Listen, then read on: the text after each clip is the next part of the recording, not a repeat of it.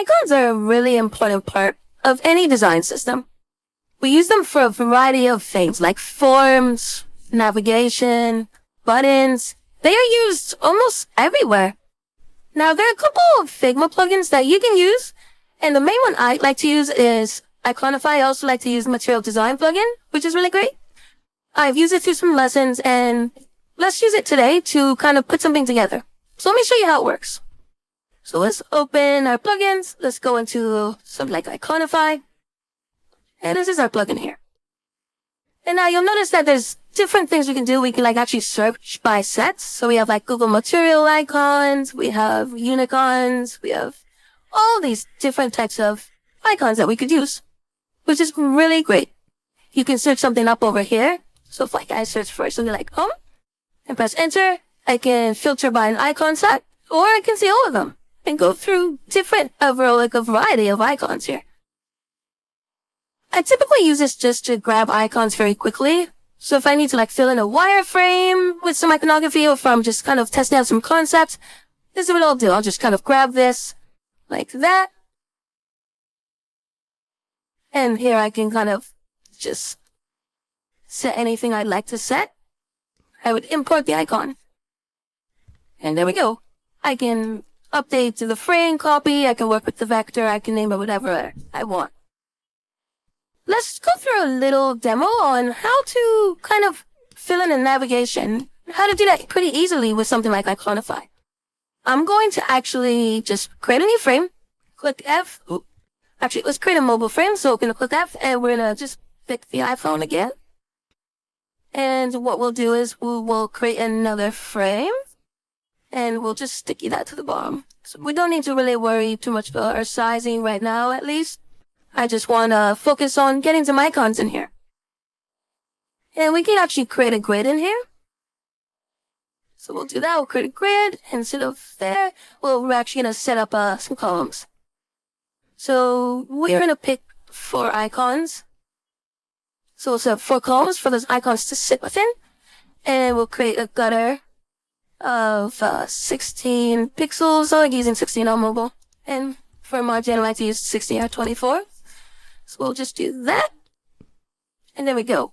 We can also make this nav really nice if we want. We can create a nice drop shadow behind it. Set that blur to something like 30. -10. And let's fill this. That's a little too harsh for a drop shadow, but let's a little more subtle. So we can toggle our grids with Control G. Just like that. So I'm just toggling on and off. Now, what I'm going to do next is I'm going to start thinking about what type of icons I want here. So if I'm thinking about a client habitual, I'm thinking about maybe I need a home screen. So, well, first of all, what I really want to do is I want to make sure that I'm picking from a certain icon set. So let's go all the way back to the beginning. And we can actually just select material design icons. And if I search up just based off of that, here, let's select it. I search for home, and there we go. You can tell everything's part of the same family here. They even have rounded options as well. Let's just grab this icon. We can drag it into there. So we got 24 by 24 pixel frame. We got the home icon that sits within. Let's think of another option we could have. We could have a heart. So for a wish list section. So there we go. We have our heart. Oop, let's not move that outside the frame. Let's keep that frame. It's going to help us. Maybe another option is something like orders. Oh, we don't have orders. We can kind of do something like this, like a list. Like that. That'll work for now. There we go. And the last one we can do is settings. So maybe a gear. Yeah, that's gonna work. Okay, let's close this. Now we have our icons. That's awesome. And we're gonna drag them within that navigation frame. So let's rename this the navigation, remember to always kind of name your frames, keep track of them. Things can get really messy, really easy.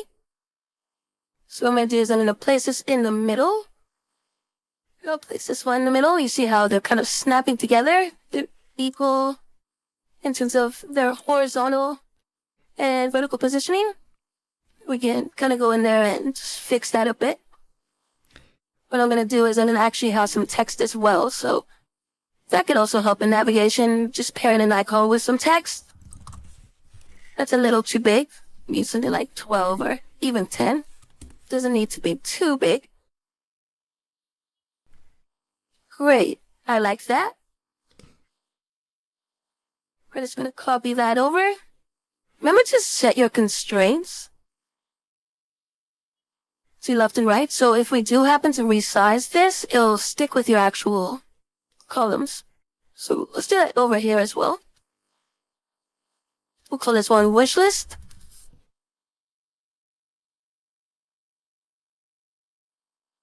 We got some variation over here in the column sizing. We'll call this one orders. And this one we are going to call settings. Great. Now what we're going to do is we're going to make sure that these are just a little bit above the text. And if we actually select them all and we want to align them on the same horizontal grid or horizontal line, we'll just go up here. That's perfect. So let's center these to make sure they are actually centered. Boom. Centered to the text.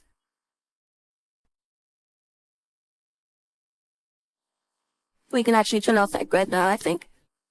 And there we go. We have our own little navigation, and we can turn the overall opacity to pass through over here on this layer. So we can turn them down to like something like 20. And so we can see that our home is active. Now what we want to do here is we want to set this to center and center. These icons will always set to center and center. So if we do somehow want to make this like responsive and we want to scale and not have to worry about these icons, we won't have to. So let's zoom in here and I'll show you what I mean. Oops, the overall frame, I forgot about that. That's most important. There we go. And you can see that they're not scaling, but they are staying centered to their own columns. So if we turn those columns on, you can see that they're going to stay within them.